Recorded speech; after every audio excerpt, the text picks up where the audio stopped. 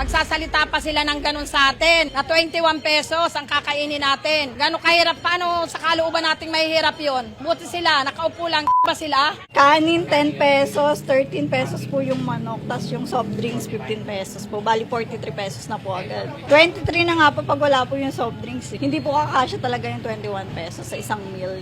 Lalo sa mga trabahador po na kagaya namin. Ano po sa trabaho, syempre mas malakas po kumain. 70. Kasa't kalahating kanin, Pepsi. Bali 100 lahat.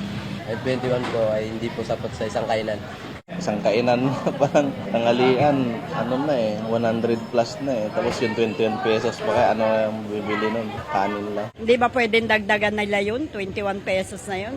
Gawin natin 50 pesos. Isang kain, pwede na yun. Medyo mabubusog ka na. Magkano na yung gatas ko? 15. Mga kanin pa, ganun. Yung kanin ko nga 15 na. 关注飞龙网，更了解菲律宾。